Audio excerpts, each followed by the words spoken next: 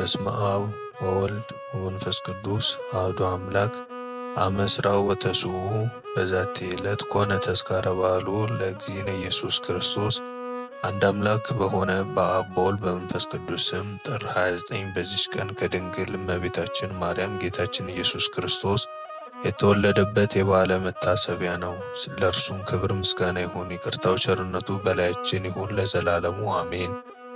ሰላም ለልደትከ ዘማይቶተ ጽልመት ስኑ ወጥኢነ ዓለም ብርሃኑ ወመንፈሰከ ሐድስ እግዚኦ ለገብርከ ውስተ ርእሳኑ ጽቡራነኒ ለእዴከ ኪኑ ሶበ ነፋይኮሙ አኮኑ አዕዋፈ ኮኑ።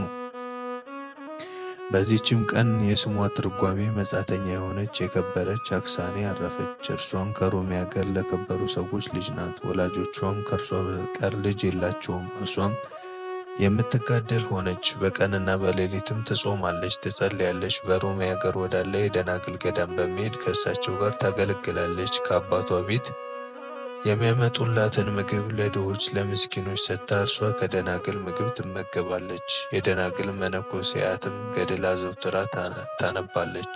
ከእርሳቸውም ጋር አንድ ያደርጋት ዘንድ እግዚአብሔር አብዝታ ትለምን ነበር። ከዚህም በኋላ ወላጆቿ ሊያጋቧት አስበው ከሮሜ አገር ታላላቆች ለአንዱ አጯት። የወርቅ ልብሶችንም ከወርቅና ከብር የተሰሩ የከበሩ ሽልማቶችና ጌጦችን አዘጋጁላት። የጋብቻውን ቀን ሲደርስ እናቴ ሆይ በምታጋቡኝ ጊዜ ወደ ደናግሉ መሄድ አይቻለኝም። እኔ ዛሬ ሄጄ በረከታችሁን ተቀብዬ ሰላምታ ሰጥቼቸው ፈጥኜ መመለስ እሻለሁ አለቻት። እናቷም የነገሥታት የሆነ የወርቅ ልብሶችን አልብሳ ሴቶች አገልጋዮችን ከእርሷ ጋር አድርጋ አሰናበተቻት። እርሷ ግን ወደ ባህር ወደብ ተጉዛ መርከብንም አግኝታ ተሳፈረችና ወደ ቆጵሮስ ደሴት ሄደች። ወደ ከበረ ኤጲፋንዮስም ደርሳ ሐሳቧን ሁሉ አስረዳችው። የከበረ ኤጲፋንዮስም ወደ እስክንድርያ አገር ሰደዳት። ወደዚያም በደረሰች ጊዜ በሕልሟ የከበረ ሐዋርያ ጳውሎስ ተገልጾ ስሙን ነገራት። የምትሠራውንም ሁሉ አስተማራት። በማግስቱም ወደ ሊቀ ጳጳሳት ቴዎፍሎስ ገባች። የራሷንም ጠጉር ተላጭታ የምንኩስና ልብስን ለበሰች። ከእርሷ ጋር ያሉ ሽልማቶችና ጌጦችን የወርቅ ልብሶችንም ሸጠችና በሰማዕታት መጀመሪያ በከበረ እስጢፋኖስ ስም ቤተ ክርስቲያን ሠራች። አባ ቴዎፍሎስም ብዙዎች ደናግል መነኮሳያትን ሰበሰበላትና በዚያ ገዳም ከእርሷ ጋር የሚኖሩ ሆኑ።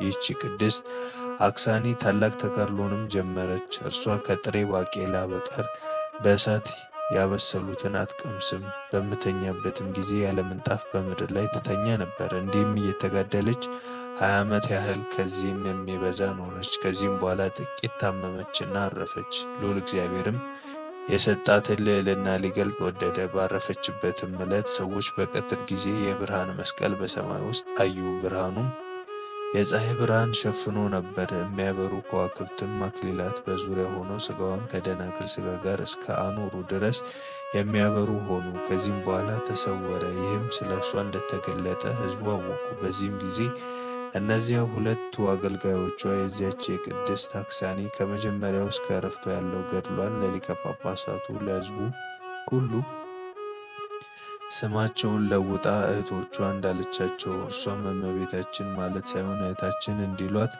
ምስጢሯን ሁሉ እንዲሰውሩ እንደማለቻቸው ተናገሩ። ሊቀ ጳጳሳትና ሕዝቡም ሁሉ አደነቁ። ገድሏንም እስከ መጨረሻ ጻፉ።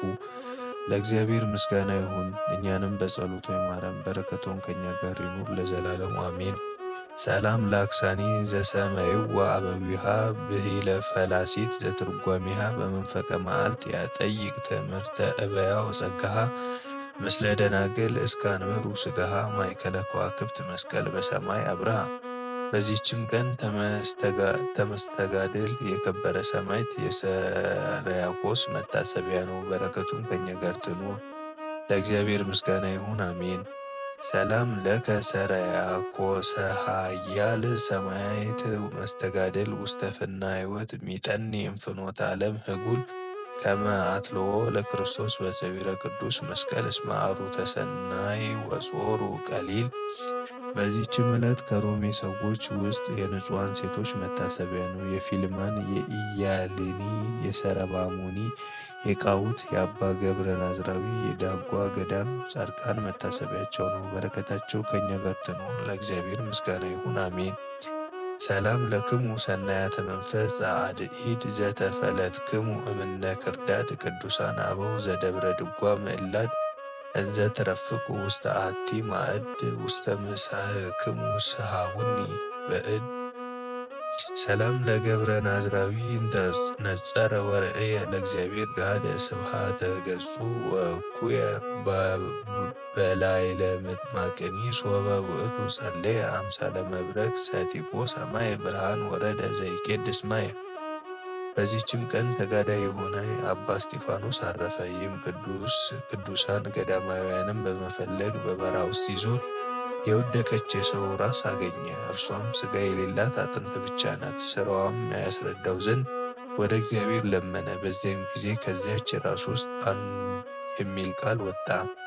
እኔ በብዝበዛ ጭምር የማተርፍ ነጋዴ ነበርኩ፣ መመጽወትንም አላውቅም። በእኔ ዘንድ ካለው የገንዘብ ብዛት አልጠግብም ነበር። በአንዲት ዕለት ወደ ንግድ ሩቅ ወደ ሆነ አገር ስጓዝ ውሃ ወደሌለበት በረሃ ደረሱ። የቀን ሐሩርም በጸና ጊዜ ግመሎቹ ሞቱ፣ ባሮቼም ሸሹ፣ ብቻዬንም ቀረው። በሦስተኛውም ቀን ዓይኖቼ ከበዱኝ፣ እንደ ፉጨት ያለ ሰማሁ። ያን ጊዜ ነፍሴ ወጣች። እንደ ሥራዬም ቅጣቴን ልቀበል ወደ ስቃይ ቦታ ወሰዱኝ። አንተም በለመንክ ጊዜ ሥራዬን እነግርህ ዘንድ ወደ አንተ አመጡኝ። አሁንም ወደ ስቃይ ቦታ እንዳይመልሱኝ እግዚአብሔር ስለ እኔ ምሕረትን ትለምነው ዘንድ ማልድሃለሁ አለው። ቅዱሱም ወደ እግዚአብሔር ስለ እርሱ ለመነለት። በዚያም ጊዜ ስለ አንተ ምሬዋለሁ የሚል ቃልን ሰማ። ይህንንም ሰምቶ ወደ በዓቱ ሄደ። እስካረፈ ድረስ እያለቀሰና ደረቱን እየደቃ ኖረ። ለእግዚአብሔር ምስጋና ይሁን፣ እኛንም በጸሎቱ ይማረን፣ በረከቱም ከእኛ ጋር ትኑር ለዘላለሙ አሜን። ሰላም ለእስጢፋኖስ በሐሲሰ ጻድቃን እንግልጋ አመ ውስተ በዱ ረከበ ዕፅወ ምውት ሩቀ ሥጋ አንቂዎ ኪያሁ እንዘ ይሴአሉ እንበለ ንትጋ ሶበ አጠየቆ ለመካነ ሥጋ ይጹጋ ተጋድሎ ፍትወት ፈጸመ ወአምአ ጸጋ።